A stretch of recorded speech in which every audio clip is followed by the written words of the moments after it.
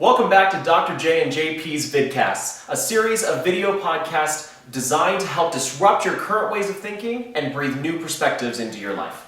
Last week we discussed ants, automatic negative thoughts that inhibit you from achieving your greatest life. We invited you to create a 3-column list of automatic negative thoughts, the influencers that ignite those thoughts, whether they be people, circumstances, the weather, phases of the moon, and the outcomes that those ants are really inhibiting you from achieving. Right. Today I want to introduce a mantra that helps me move past my negative thoughts, and that is reframe your thinking to reclaim your life. Reframing your thinking and shifting those automatic negative thoughts to something that creates more joy in your life can help you achieve more and be happier. So what are some of the automatic negative thoughts that you've noticed arise over this past week? You know, it's interesting. I've worked with youth for a very long time. I have a very close group of friends. A lot of them sometimes revolve around perceived attractiveness. About an automatic negative thought is, well, I'm not attractive enough. That maybe they're talking about dating, or they're talking about going and asking someone out, and they think, well, I'm not attractive enough. You know, another one that I hear, though, is about jobs. I hear a lot of automatic negative thoughts that come around jobs, such as promotions. No one appreciates me at work. No one likes me. There are so many different I'm not valued. Right, I'm not valued I hear at a lot work. of that as well. That's what I've been hearing. So when we hear those automatic negative thoughts, the key is to take them like a piece of paper, crumble them up, and throw them in the trash can, send it off to the landfill as quickly as possible. Then replace those negative thoughts with a thought that serves you. Something like, for example, someone who may believe that they're not valued at work. Maybe the replacement thought is, I choose to create value in each and every encounter that I endure. And then you place that thought in your recycle bin of thoughts, where you constantly revisit those thoughts. Anytime that automatic negative thought seeps in, exterminate it immediately, send it to the landfill, and replace it with something better. So let me see if I got this down. So let's just take the attractiveness one real quick. So I'm not attractive enough to do that. I'm not attractive enough to go and ask this person out. So this idea that I'm not attractive enough has to be replaced with something. It has to not only be replaced with something, but something that I could actually start believing. Because as we both know in our journeys, Jay, what can happen is that we have had these ants inside our brains for so long that sometimes it can be difficult at the beginning to really replace it with something else, because we may not feel like we believe it yet. And our brain may think that those things are truths because we've Yes. told them to ourselves over and over and over, and we have to learn how to replay that tape.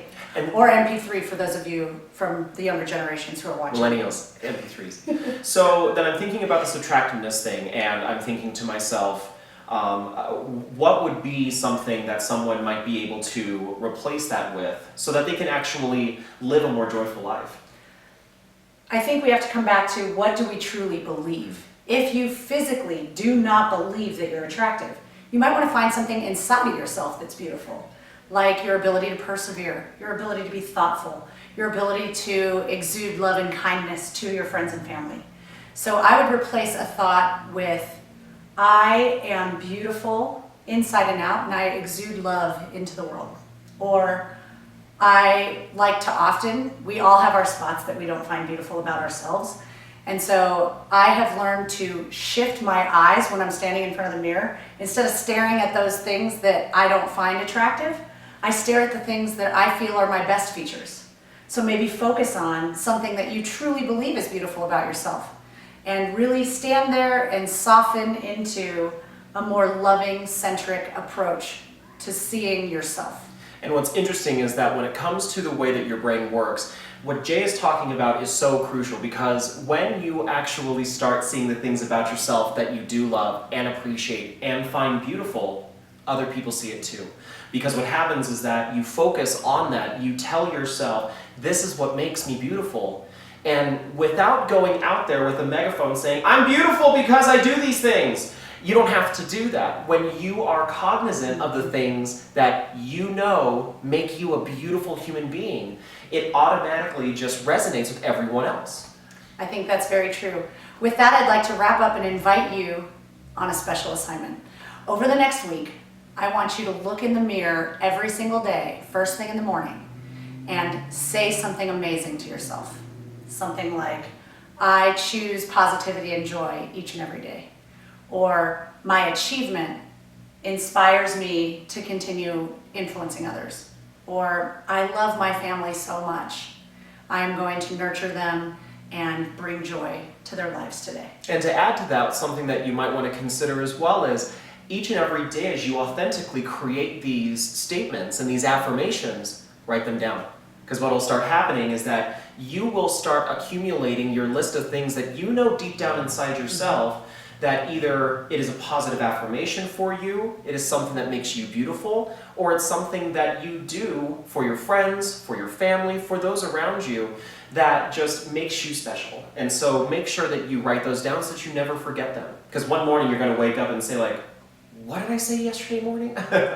So make sure you write those down. Keep an affirmations journal.